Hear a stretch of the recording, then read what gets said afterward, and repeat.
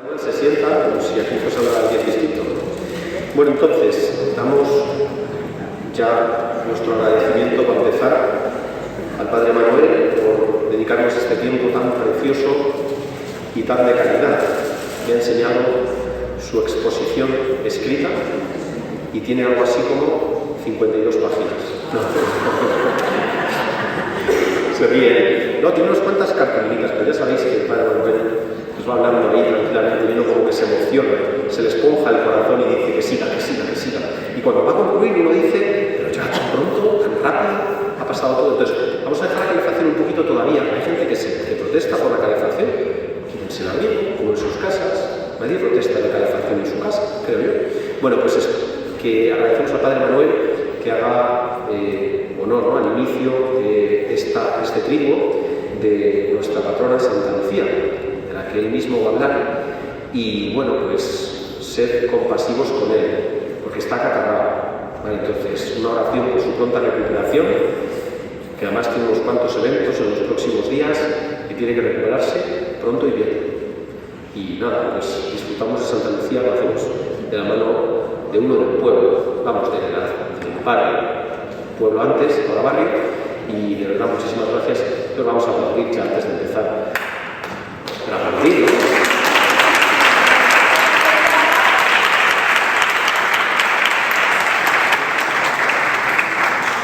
Además, este año no hay que regalarle nada porque ya tiene la medalla de Santa Lucía, así que, pues eso. Prestado.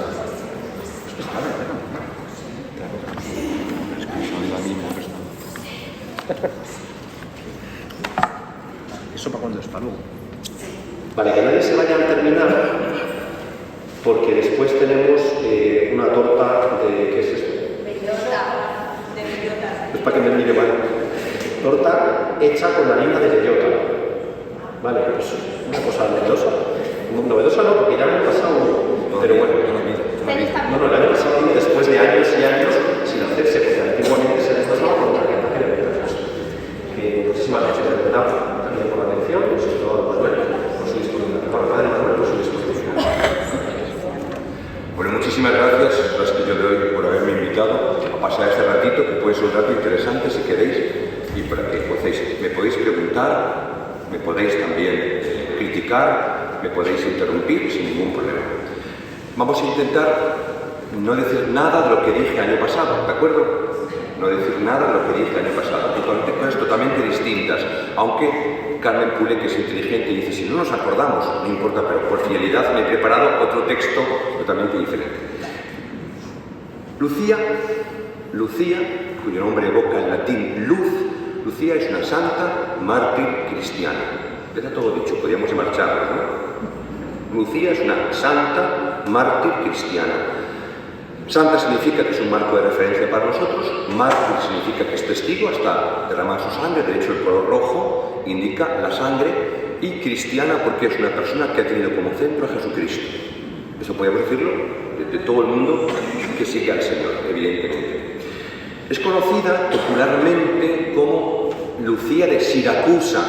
Esta palabra hay que aprenderla porque hay que convencer al párroco que nos lleve a todos a Sicilia, ¿de acuerdo? O sea, el fundamento de esta charla sería, tenemos que ir a Sicilia. Tengo dos amigas que me han escuchado, que son Mirencho y Begoña, que no les gusta viajar. Y entonces ayer les convencí para que viniesen y vengan a Siracusa porque no conocen Sicilia, me dicen. Entonces, para que vean que en Canillejas queremos ir a Sicilia, porque es una mártir siciliana.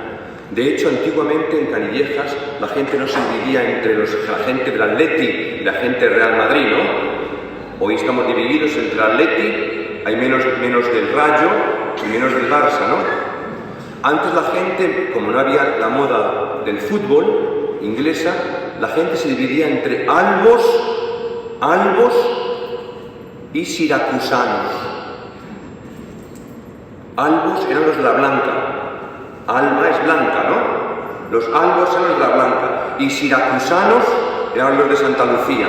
Entonces, unos tenían fiestas en septiembre y otros en diciembre. Y ahora ya no hay ni albos ni siracusanos, sino que todos estamos en la misma tesitura, ¿no?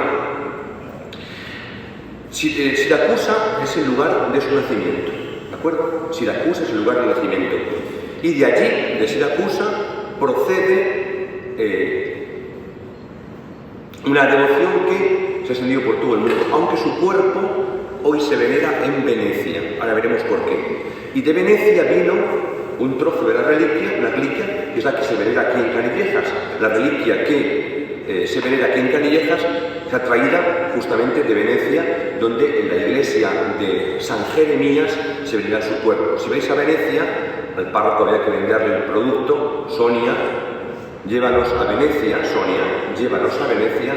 Si vais a Venecia, podéis entrar en góndola, o podéis entrar en tren. Si llegáis en tren, pone Estación de Santa Lucía.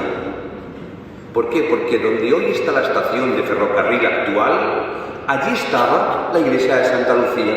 Hubo que destruirla para hacer la estación del tren. Y en honor a que tuvieron que destruir la iglesia, la estación se llama Santa Lucía. Y el cuerpo de la santa se llevó a San Jeremías, ¿de acuerdo? Donde hoy se venera. La palabra mártir, hemos dicho que es una mujer mártir, significa testigo.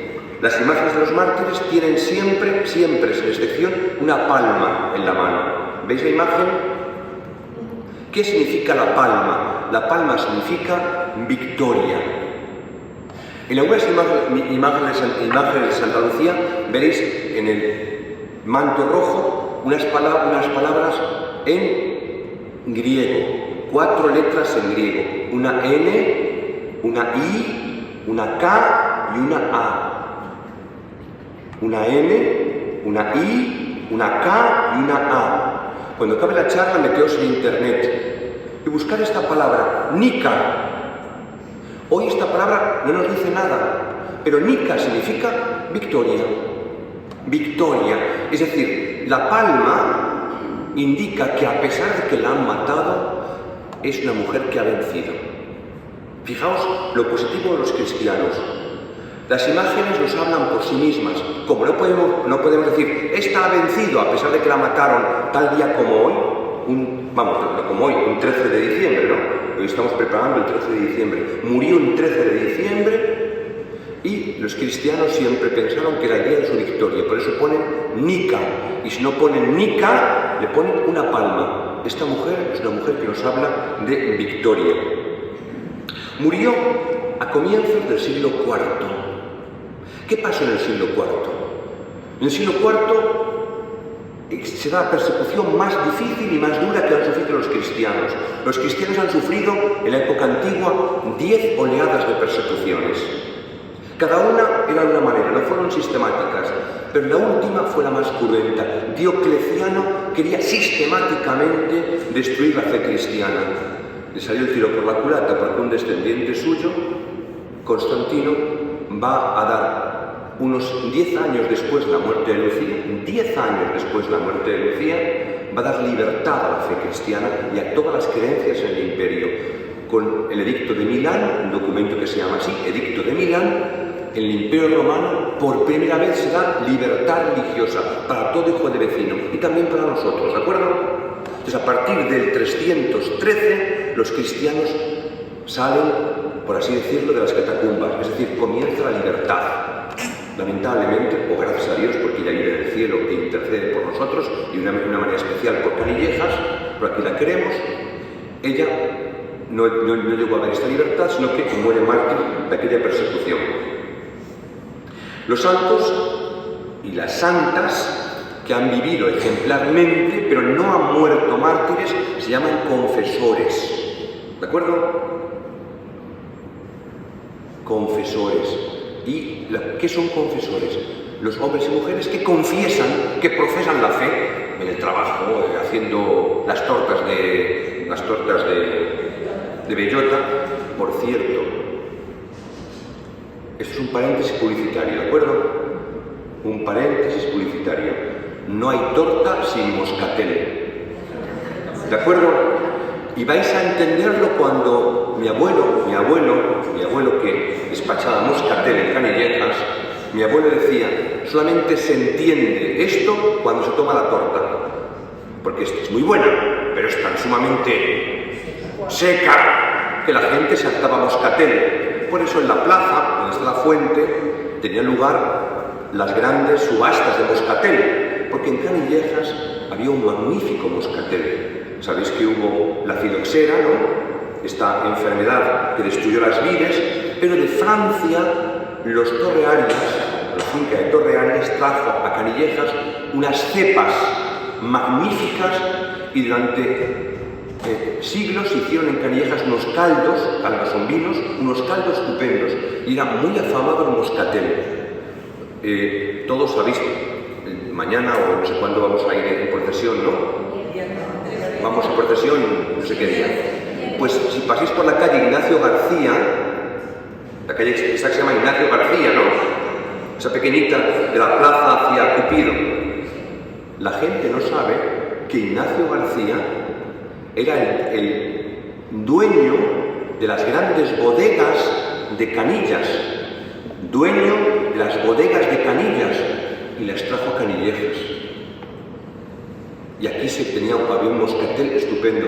Entenderéis el moscatel cuando toméis las cestas y diréis, han hecho bien, pero falta el moscatel.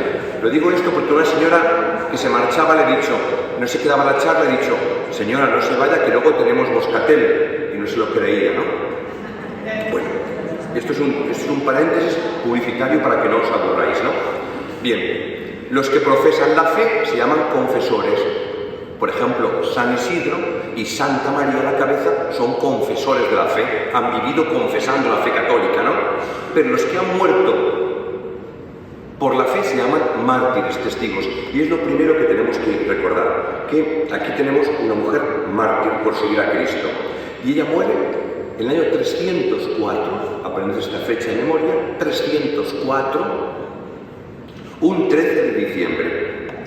El nombre entró en el siglo VI en la fórmula de la misa. Ahora hay un montón de fórmulas. Antes había una fórmula que siempre se repetía y la fórmula se llama canon, porque es una forma fija, canon, ¿no? Canon romano. Y está Anastasia, Lucía, Inés, Ágata, pum, pum, pum, Lucía. Y entonces la gente oía Lucía, Lucía, Lucía, y eso hizo que su culto se difundiese por todos los sitios. El canon hablaba de los santos que se veneraban en Roma. ¿Por qué esos santos y no otros? Porque eran los santos locales de Roma. Pero San Gregorio Magno, cuando le hicieron papa, como tenía el poder para hacerlo, metió dos santas que no eran romanas, porque él venía de Sicilia. Y entonces metió a Santa Lucía y a la santa que veneraba a Santa Lucía, que era Santa Ágata, Santa Águeda. Águeda y Lucía son santas de Sicilia. No sabemos prácticamente nada de su vida. Recordad esto. No sabemos prácticamente nada de su vida. Pero sabemos que Lucía era muy devota de Águeda. Y entonces el Papa, cuando mete a Lucía en la misa, mete también a la santa de devoción. ¿De acuerdo? Como si meten, por ejemplo, a Menchita y a San Isidro con ella, porque es devota de San Isidro. Pues los dos van en el mismo saco. Sabemos algunas cosas de estas porque tenemos muy poquitos datos, pero tenemos la tradición clara de que ella fue en peregrinación a Catania, otra ciudad que tenemos que visitar en Sicilia, Catania. ¿Y por qué fue Lucía a Catania? Porque su madre estaba enferma. Y fue en la tumba de Águeda. Y allí, en ese lugar, tiene ella una experiencia religiosa impresionante. Una experiencia religiosa. Y siente que Águeda le dice, siente en su corazón que le dice que lo que ella pide, que lo haga ella misma. Si pide la curación, que ella cure. Si pide la atención para los pobres, que ella se dé a los pobres. Y entonces, Lucía toma una decisión que es vivir consagrada a los demás. Vivir consagrada a Dios y a los demás. Estamos en el comienzo de la vida religiosa. De ahí la importancia que tienen las religiosas en nuestra fe. Mujeres que, pudiendo casarse, deciden dedicarse a Dios y al servicio de los pobres, a Dios y al servicio de los demás, a la oración y al trabajo para los demás. Y Lucía se dedica, es de ese tipo de mujeres, y eso se llaman vírgenes, ¿de acuerdo? La palabra virgen antiguamente era como si dijésemos monja, o si dijésemos consagrada, para entenderlo, ¿de acuerdo? Virgen es una consagrada, mientras que la mayoría de la gente se casa, ella ha elegido no casarse. Esto le va a producir un montón de problemas, ¿de acuerdo? Cuento esto porque va a provocar un montón de problemas. Cuando una muchacha es guapa y elegante, tiene cantidad de pretendientes, ¿no? Si fuese calva y rugosa, nadie la querría. Pero ella era elegante y se enamora un chaval de ella. Esto es lo que sabemos, lo poco que sabemos de su vida. Y le dice que es lo que se ha consagrado a Dios. Y el muchacho, que ha recibido calabazas, la denuncia. Y se inventa de todo. La denuncia. Y va a ir de tribunal en tribunal. Estamos en una época, como digo, de persecución muy dura, cruenta contra los cristianos, y decir que uno es cristiano es decir lo peor, ¿no? Fijaos, cuento esto porque tenemos en Canillejas, en un lugar diferente, una mujer mártir. Aquí tenemos un matrimonio, Isidro y María a la cabeza, confesores de la fe. Pero hoy nosotros confesamos la fe, pero en muchos lugares hay hombres y mujeres que mueren mártires, y no nos damos cuenta porque no salen en los periódicos, pero en muchos lugares hay auténtica persecución por seguir a Jesucristo. Pues bien, esta mujer fue llevada a todo tipo de torturas, pero es interesante que ella intentó, fijaos lo que voy a decir en español, intentó ver la realidad según Dios, ver la realidad según Dios. Nosotros siempre vemos con nuestros propios criterios, ¿no? Vemos según nos parece, ¿no? Pero ver según Dios es muy difícil. Pensar según Dios es muy difícil. Pensar que vemos con los ojos y pensamos con la cabeza. Esas dos tradiciones, los ojos y la corona de la cabeza, van a tener que ver con las tradiciones posteriores, ¿de acuerdo? Ver con ojos de Dios y pensar como piensa Dios. Ella intentó ver la realidad y vio que Dios quería conservarla y siguió presa, siguió dificultades. La llevaron a un tribunal en una carreta, los bueyes no querían andar, por eso veréis muchas representaciones de Santa Lucía con unos bueyes y diréis, es que no es San Isidro, Santa Lucía, pero es el tema, la leyenda de que los bueyes, lo que los animales, digo, lo que los hombres no veían según Dios, los animales veían según Dios, ¿no? Es decir, es lo que representa el buey y la mula en el pesebre de Navidad, ¿no? Los hombres no han adorado, los animales han adorado a Jesucristo, ¿no? Por eso ponemos siempre un buey y un asno en el portal de Belén, es la profecía de Isaías, ¿no? Isaías 1:3, el buey reconoce el pesebre del Señor, el asno sabe quién es su amo, y tú, Israel, no has querido reconocerlo. Pues los bueyes no querían caminar y por eso se les representa siempre una carreta de bueyes. También se les representa en la fiesta, en Alcalá de Henares, el día 16 de diciembre iremos a Alcalá de Henares. El 16 iremos a un lugar donde todavía continúan haciéndose hogueras por la noche. Y entre otras razones, que veremos ahora en esta charla, las hogueras se hacen porque ella la tiraron al fuego. La tiraron al fuego. Las hogueras es el recuerdo de una manera de matar a Lucía. Y sin embargo el fuego no la consume. Y dice la tradición que un soldado romano la pegó un tajo en la garganta y luego después la sacó los ojos. Las leyendas de la gente buena e importante se han difundido por doquier, ¿de acuerdo? Las leyendas, porque lo que he contado es lo poco que sabemos históricamente, ¿no? Lo poco que sabemos. Después, con el tema de los ojos, la gente ha tenido una gran devoción a ella porque la ha hecho patrona de la vista, aunque en el norte de Europa, los países escandinavos, piden la luz del entendimiento. Por eso, el día 13 de diciembre, en los países del norte, las muchachas vírgenes van con una corona en la cabeza. Busquéis en internet Santa Lucía en Noruega, Santa Lucía en Suecia, ¿no?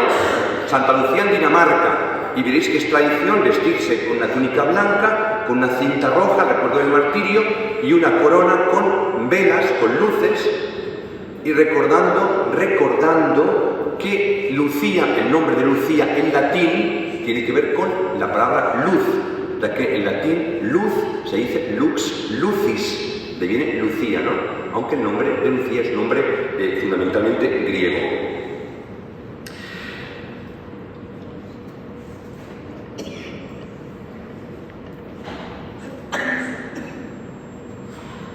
Aquí tengo un montón de datos, he escrito un montón de datos. He propuesto ir a Venecia, ¿no? He propuesto ir a Sicilia, ya propongo ir a Barcelona. ¿Por qué Barcelona? No solamente porque hay que ver la Sagrada Familia, que merece absolutamente la pena, sino porque en Barcelona hay un Museo Nacional de Arte Catalán, magnífico. Y en Barcelona hay unos retablos de Santa Lucía impresionantes, donde los cuadros ilustran un poco las leyendas que os acabo de contar. Las hogueras, los bueyes, los ojos, las luces, las luminarias. Y por eso a la Santa se la representa fundamentalmente en toda Europa, y en Cataluña se ve de una manera muy especial en este magnífico museo que hay en Barcelona, de dos maneras. Siempre con la palma, que habla de la victoria, y en la mano aparece generalmente dos cosas. O bien una lámpara encendida, hay muchos iconos con una lámpara, una luz encendida, o bien una vasija, un plato con sus ojos, ¿no? Simbólicamente lo que decíamos de la vista, ¿no? La vista. Que si veis Santa Lucía con una lámpara, recordad que hace referencia a la luz de la fe. Y también los ojos hacen referencia a la petición que hacemos de nuestros ojos. Dar gracias a Dios porque podemos ver, que es una gracia de Dios impresionante, podemos ver y tenemos dos ojos, podemos ver y también tenemos que ver la realidad según Dios. Ahora bien, hay un dato que a veces nos cuesta entender. Hasta 1582 había un calendario diferente. Hasta 1582 el calendario no estaba bien organizado, ¿de acuerdo? Y el año 1582 el Papa Gregorio XIII manda hacer un estudio científico para adecuar el calendario a la organización sistemática de los astros. Es el calendario que seguimos en este momento, se llama calendario gregoriano, por el Papa Gregorio XIII, ¿de acuerdo? Hasta el año 1582, el solsticio, es decir, cuando los días se igualan a las noches, el solsticio no era como ahora, como tiene que ser, en torno al 22, sino era el mismo día de Santa Lucía. Por eso se dice que por Santa Lucía la noche y el día se igualan. Eso que creó durante siglos, pensemos toda la Edad Media, también en Canillejas. Esta iglesia se hizo antes del calendario gregoriano, ¿de acuerdo? Por lo tanto, imaginémonos, así de repente, al salir, que nos encontramos una superhoguera en la puerta, ¿no? O una superhoguera donde está la fuente.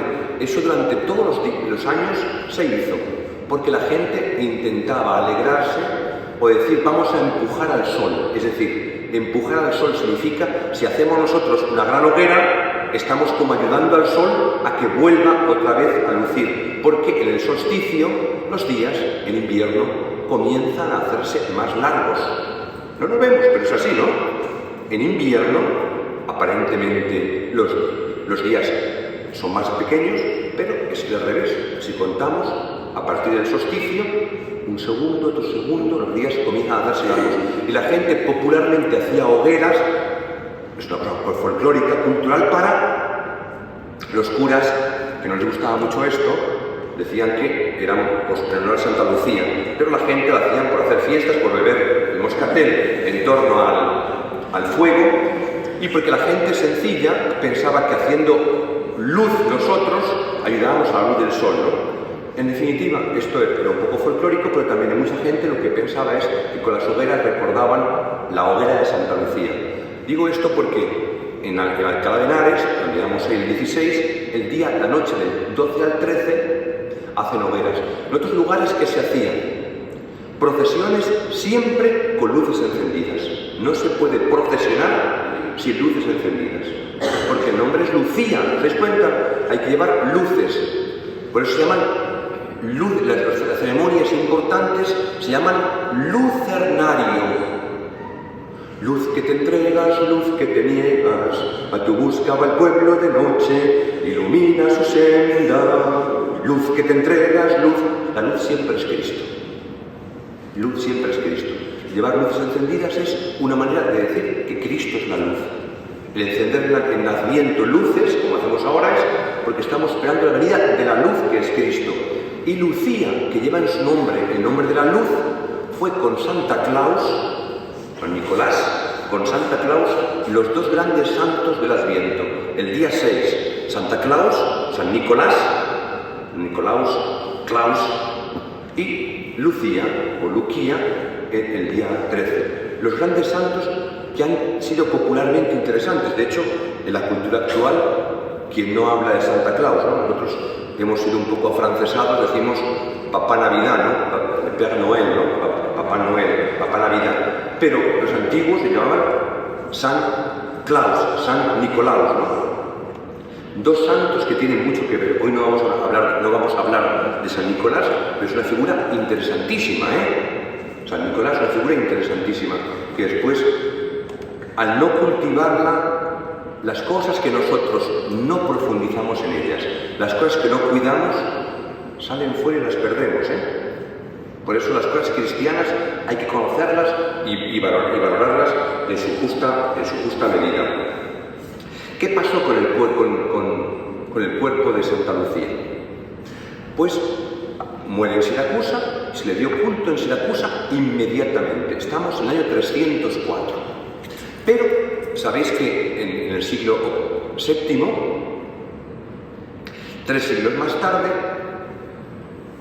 los musulmanes comienzan a invadir Egipto, el norte de África, pasan el estrecho de Gibraltar y vienen a la península ibérica. Y lo que pasa en la península ibérica, en la antigua Hispania, pasa también en Sicilia. ¿Y qué pasa? Que los cristianos comienzan a llevarse los santos. Porque lo más querido para una comunidad cristiana es la persona que está ante Dios rogando por nosotros.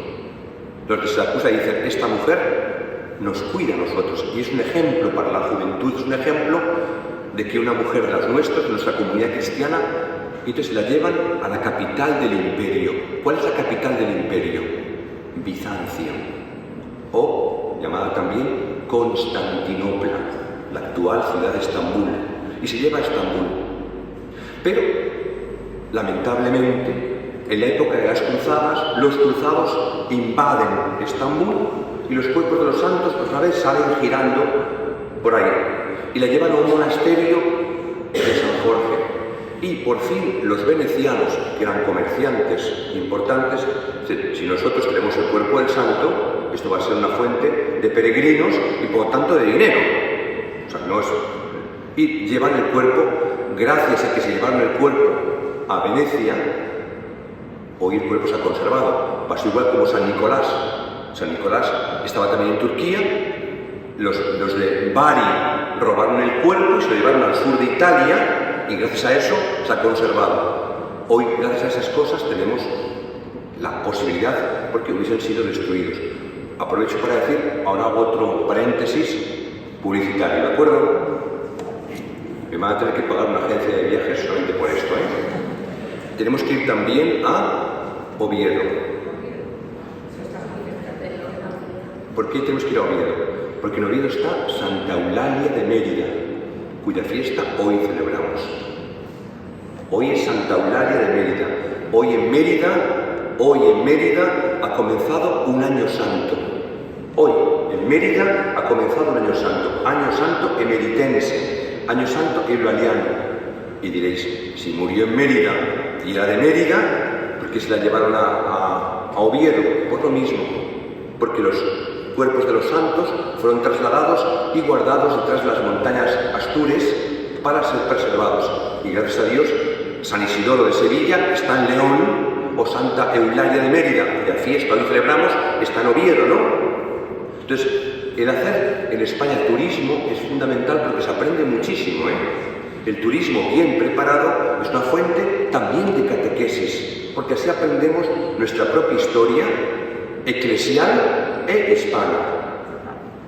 Bien, ahora bien, ese traslado a Venecia, ¿a qué contribuyó? A que en Europa todavía se difundiese mucho más su culto. Y es entonces cuando el culto a Santa Lucía se difunde por doquier. Ya en España había, en el siglo XI,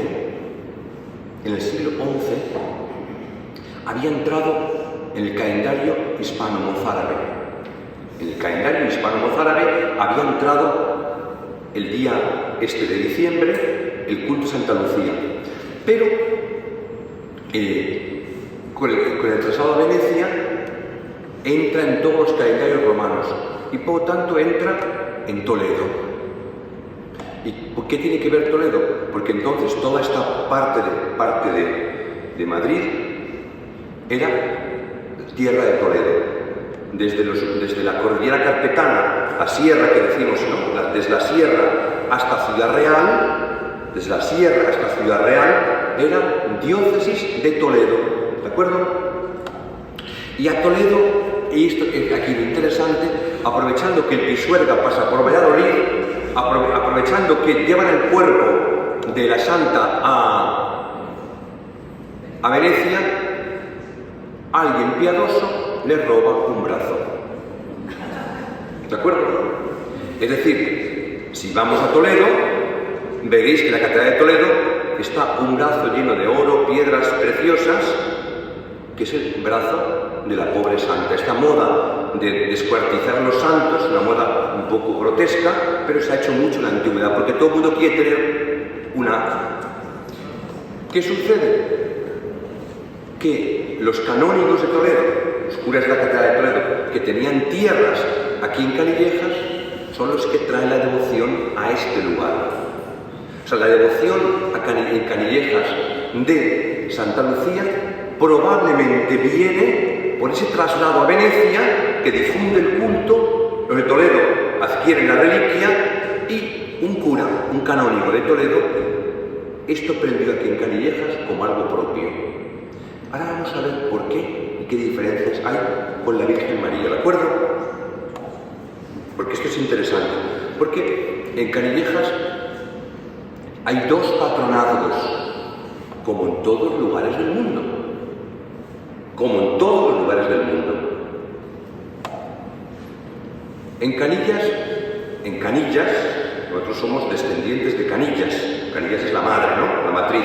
Canillas la pequeña, ¿no? Canillejas es un diminutivo, ¿no? En Canillejas, ¿quién es el patrón de la parroquia de Canillas? En Canillas, ¿quién es el patrón de la parroquia? Esto es difícil de saber, ¿no? Pero es un santo que ha salido hoy en el Evangelio. Un santo que ha salido hoy en el Evangelio. Siempre sale el segundo domingo de Adviento. ¿No tenéis corona de Adviento este año? Siempre que encendemos la segunda vela, mencionamos a un santo. Siempre el segundo domingo de Adviento sale un santo que luego se repite el tercer domingo de Adviento. ¿Qué santo es ese?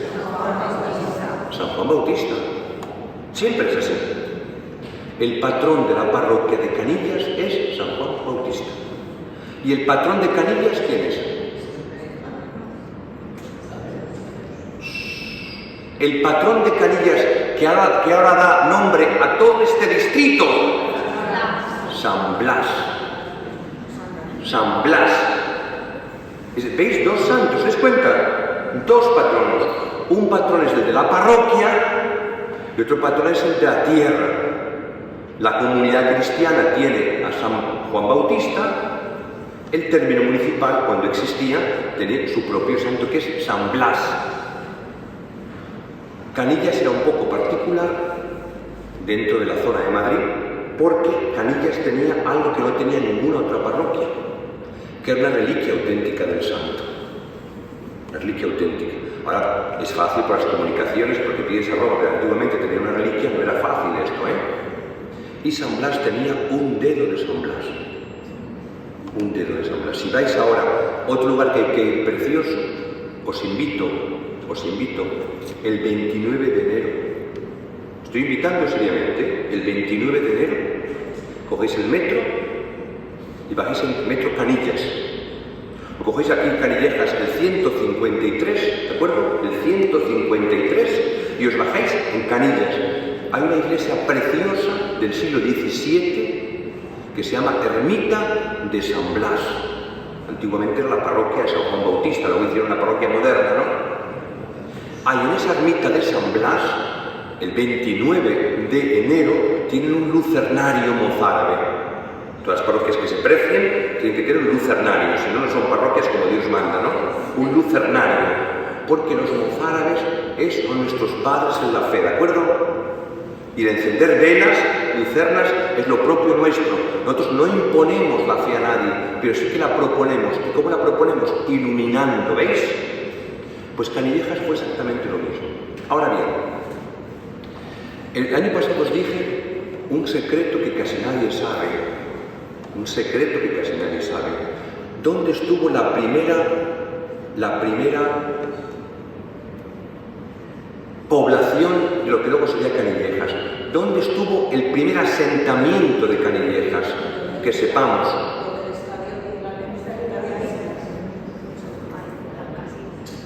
¿Dónde estuvo un primerísimo asentamiento? Hoy es distrito de Hortaleza. Hoy es distrito de Hortaleza. A ver, ¿quién ha dicho la primera? Alberto. Alberto tiene un 10.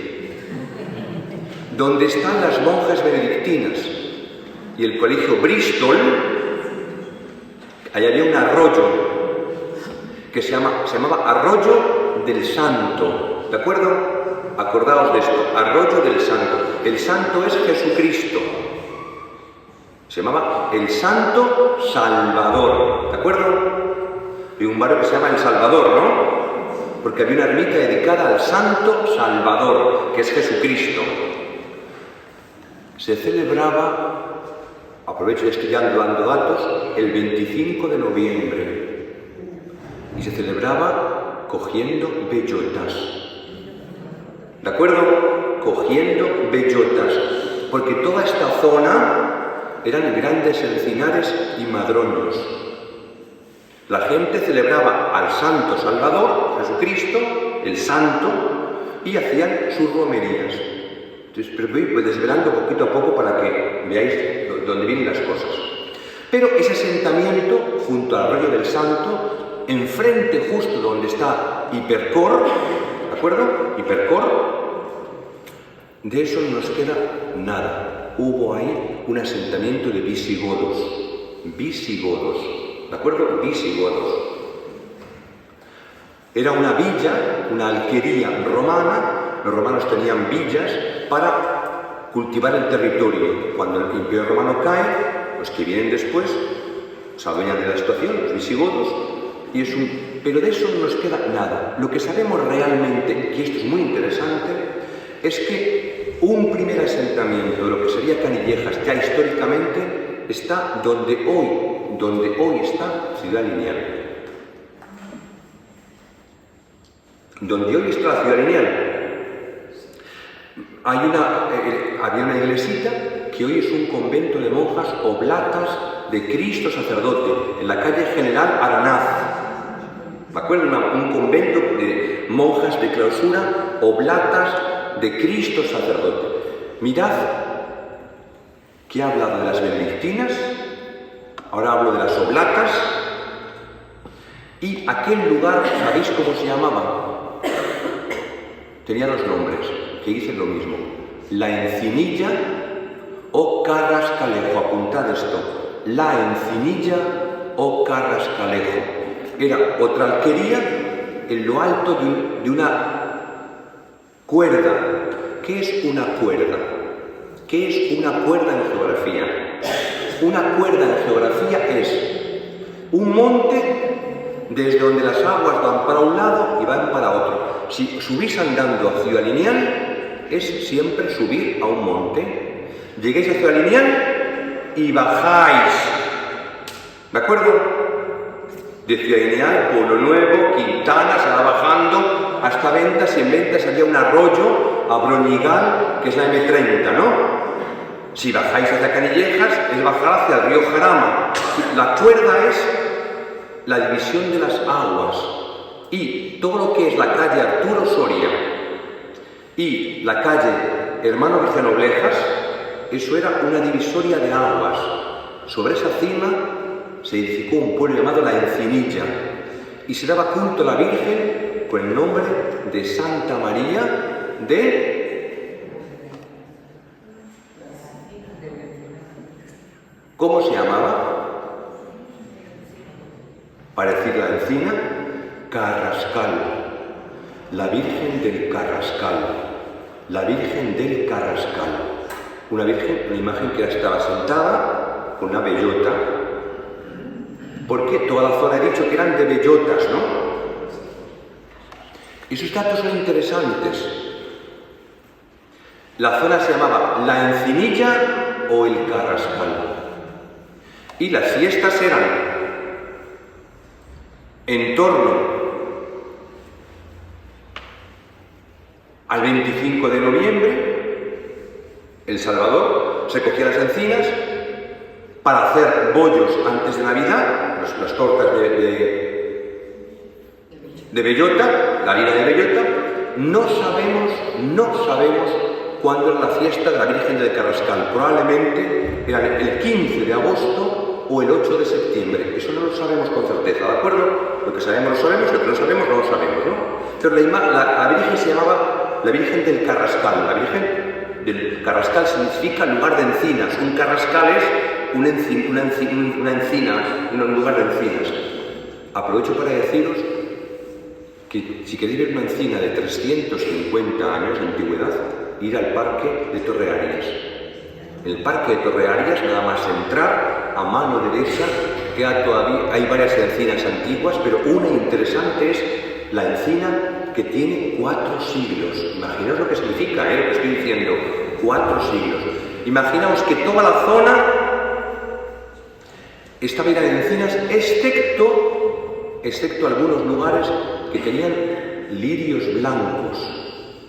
De ahí vendrá luego después el lirio que la Virgen María tiene en la mano, ¿de acuerdo? Porque había lirios blancos en toda la cantidad de arroyos que aquí tenían. Ahora viene el misterio, que ya no sabemos solucionarlo. Nadie sabe solucionar este misterio. ¿Qué pasó? ¿Qué peste hubo? ¿Qué situación hubo por el que la población de la Encinilla abandona la Encinilla y se viene aquí abajo? Y se viene con un nombre nuevo, la parroquia de Santa María la Blanca. Existió Canillejas antes como una alquería, pero no como un lugar parroquial. Y de repente, a comienzo del siglo XV, tenemos una iglesia dedicada a la Virgen del Carrascal ahí arriba, y de repente, no sabemos cómo ni de qué manera, alguien da muchísimo dinero, porque esto costó muchísimo dinero. Imaginaos, este artesonado que tengo encima de mí, que es un artesonado mudéjar auténtico, ¿quién paga todo esto? ¿Por qué se paga todo esto? ¿Por qué está la población aquí? ¿Y quién paga? ¿Qué milagro sucede aquí? ¿Qué situación ocurre aquí? Eso todavía no lo hemos podido averiguar, ¿de acuerdo? Lo que sí que sabemos es que se viene aquí con 2 tradiciones importantes, con un amor tremendo a Jesucristo, que se llama el Salvador, ¿de acuerdo? Y la gente, aunque está aquí, continúa yendo en noviembre al lugar del Salvador a coger encinas y a coger bellotas de las encinas, o sea, porque era su antiguo lugar, y mantienen aquí la tradición que tenían antiguamente, y vuelven con un gran amor a la Virgen María, que ahora se le va a llamar la Blanca en vez del Carrascal, ¿de acuerdo? Esto que es seguro, históricamente, hay que interpretarlo. Yo tengo mi propia interpretación, no quiere decir que sea verdad, ¿de acuerdo? Lo que voy a decir ahora no quiere decir que sea verdad, es mi interpretación, pero puede ser plausible. Pero la tercera cosa es que le ganamos a Jesucristo, por el título del Salvador, a la Virgen María, ahora como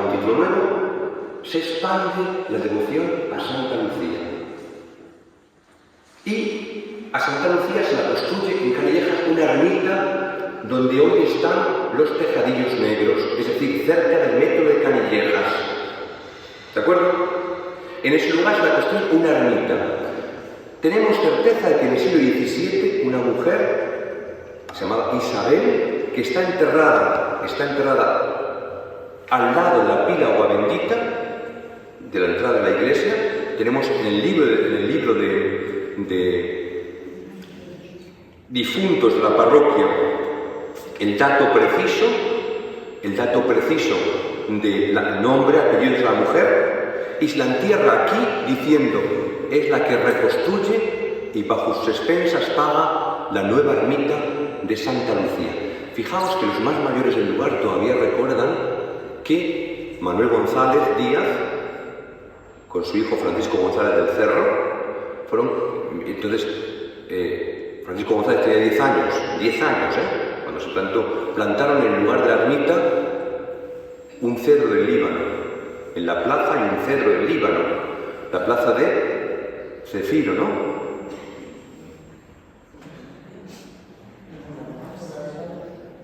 ¿Cómo se llama esa plaza?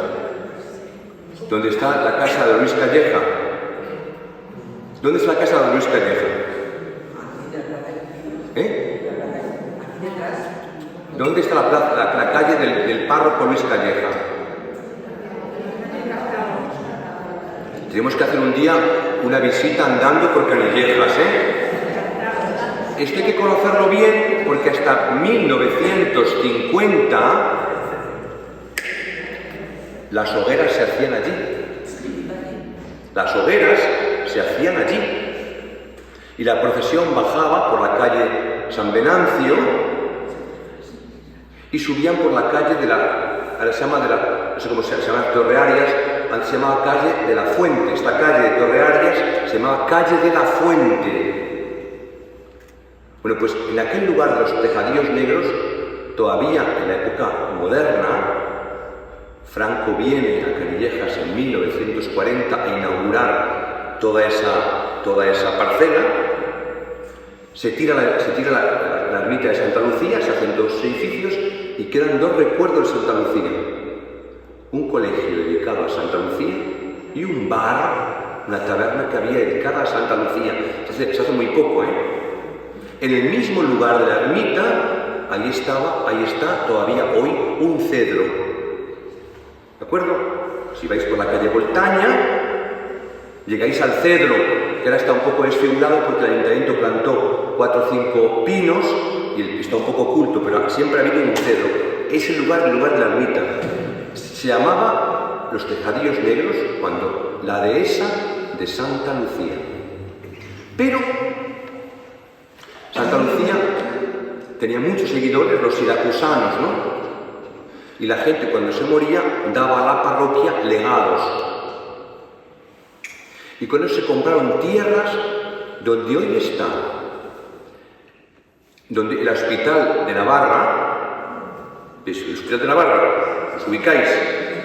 Toda la zona del Hospital de Navarra, si cogéis los mapas antiguos, se llaman Tierras de Santa Lucía.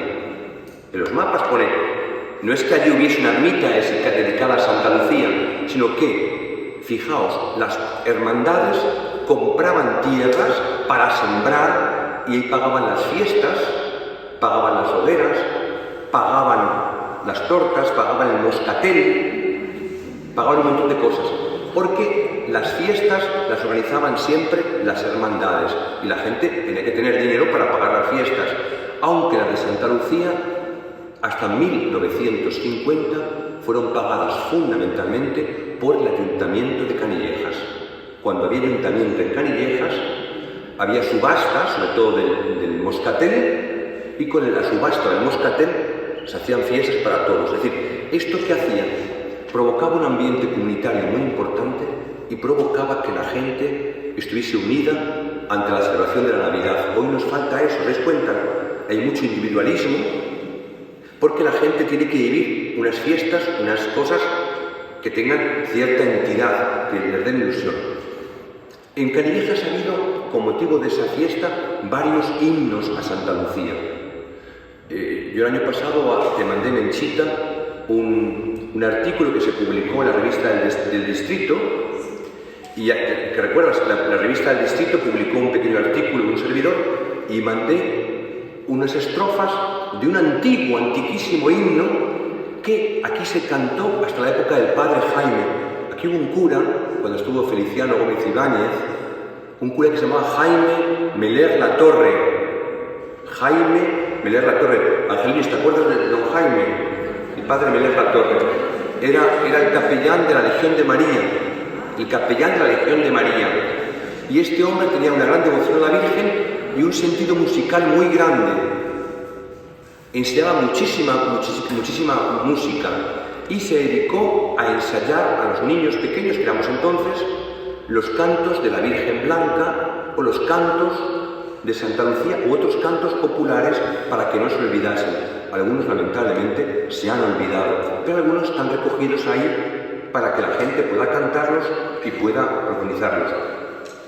Le decía a Juan Fernández que se había traído la guitarra porque nosotros cantamos cosas en honor a Santa Lucía, pero ¿sabéis qué? ¿Qué canto cantaba Santa Lucía realmente, que sepamos? Ella, ¿en qué lengua hablaba en primer lugar? En griego, muy bien. Ella cantaba en griego, Santa Lucía cantaba en griego, pero en Adviento hay un canto que se ha cantado siempre, especialmente en la época de persecuciones, que ahora con el Concilio Vaticano II hemos vuelto a recuperar otra vez, con diversas músicas. Hay una palabra en arameo que los mártires cantaban, que otros hemos recuperado y que Santa Lucía cantó realmente. ¿Qué canto es ese? Hay una invocación en Adviento interesantísima. Hay muchas músicas. Maranatha. Maranatha. Todos los mártires cantaron esos cantos, ¿Qué significa Maranatha? Ven, Señor. Ven, Señor. En dificultades, Maranatha. En pruebas, Maranatha. Por eso tenemos escritos, ¿verdad?, que todos los mártires cantaban ven, Señor. Porque la Biblia acaba con esta palabra, ven, Señor. Porque San Pablo, aunque escribe en griego, en la carta a los Corintios, mete esta palabra. 1 Corintios 16, Maranatha. Y los cristianos primitivos, para buscar fuerza, cantaban Maranatha. Es decir, esos cantos, los propios de la espiritualidad del Adviento. Maranatha, ven, Señor, ¿no? Esos cantos han dado fuerza a esta mujer. Y eran los cantos que decía Jaime Meler que se cantaban en las procesiones, Maranatha, cuando la gente llevaba las velas encendidas, ¿no? Esto ha sido una tradición nuestra que ha mantenido la fe, que ha aglutinado una tradición y que sobre todo ha quedado con costumbres culinarias. ¿Por qué el bollo en Santa Lucía se hacía de harina de bellota? Porque la gente un día al año volvía, como todavía había encinares en Ciudad Lineal, en toda esa parte, a recordar que allí estaba su antigua parroquia, siglos y siglos, y a recordar que antiguamente se llamaban la Encinilla o el Carrascalejo, y de alguna manera querían retomar la fe de sus ancestros, ¿no? La fe de sus antiguos padres. Y el coger bellotas, fijaos, algo tan sencillo como una bellota en torno a la ermita del Santo Salvador de Jesucristo, el Salvador, era una confesión de fe, ¿no? Evidentemente la fiesta continúa siempre con vino. Sin vino no hay fiesta. Y esto es interesante porque hasta hace muy poco tiempo el tiempo de Adviento era un tiempo de abstinencia.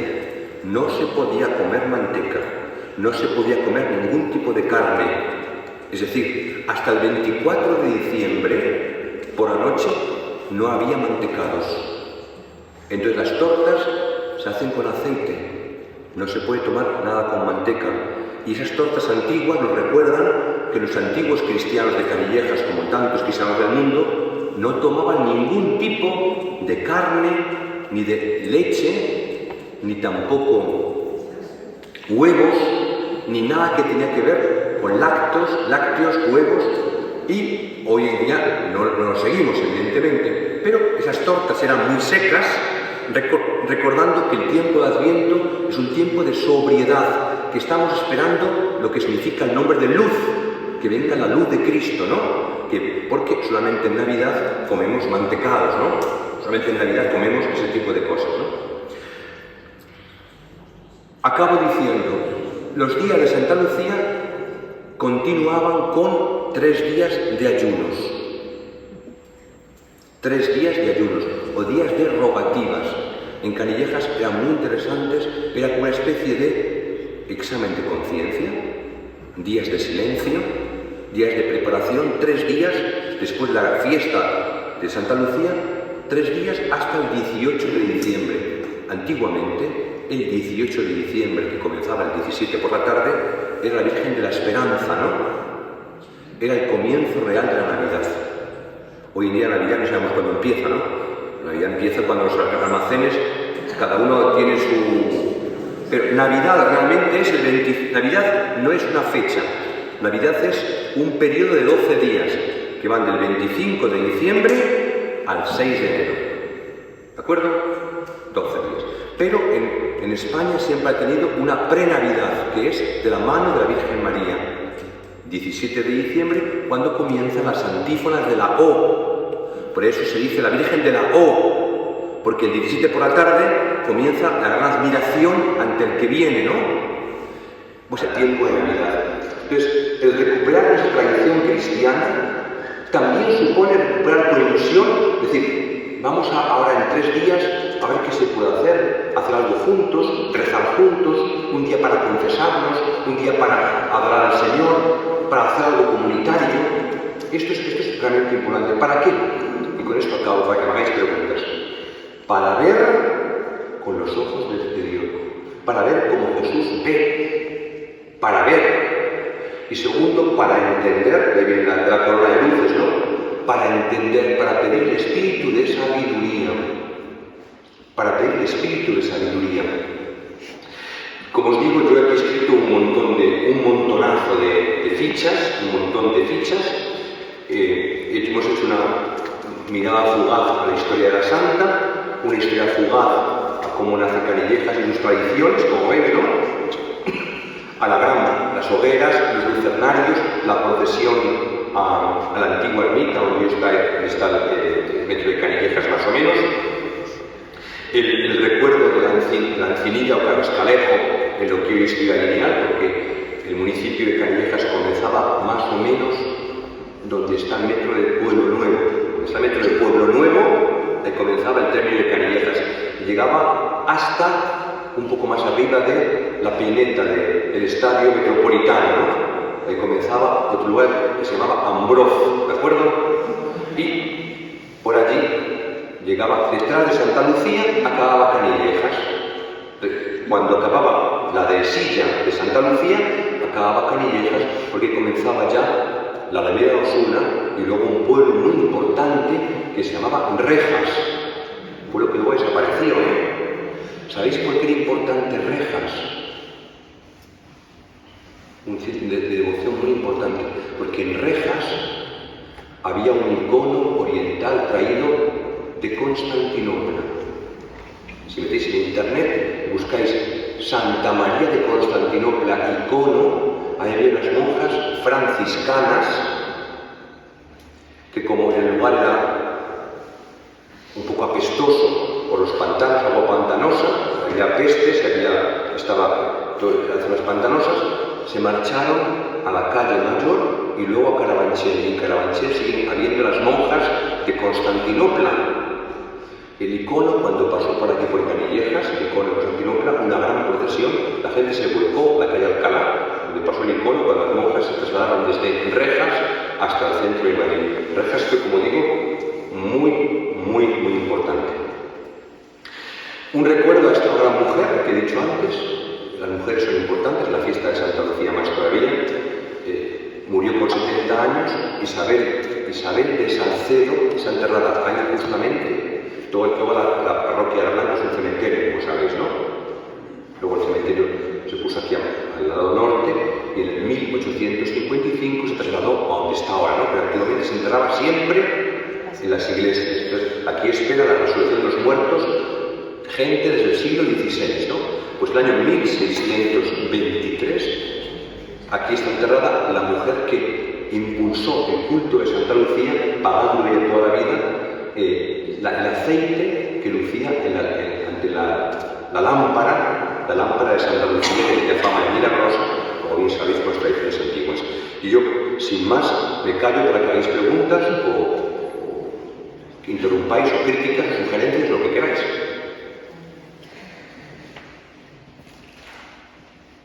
Os he aburrido a todos, os he dormido a todos, ¿no? Te voy a hacer una cosa curiosa. Mira, dice que las cosas no pasan en vano.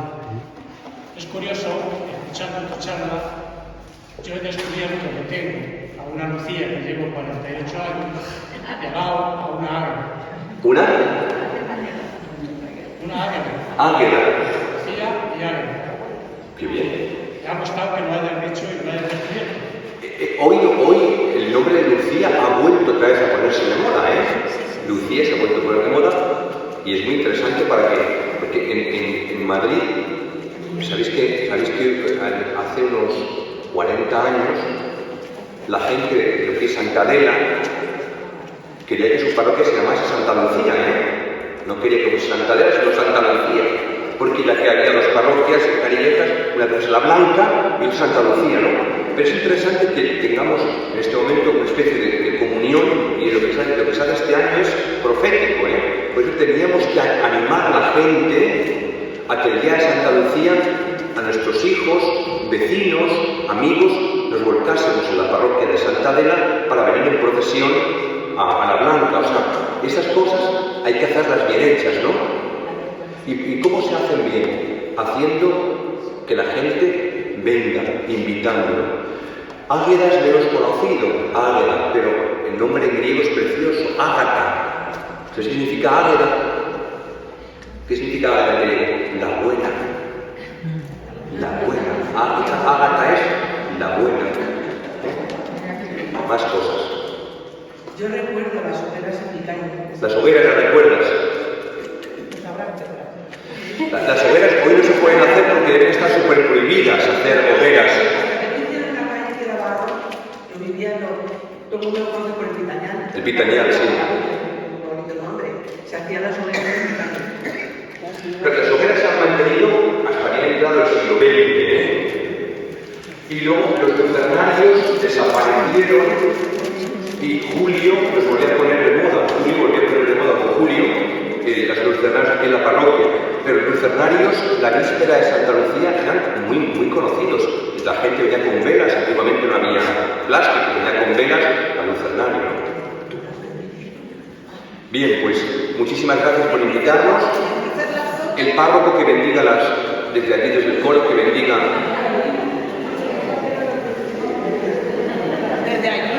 El párroco nos bendice, venga.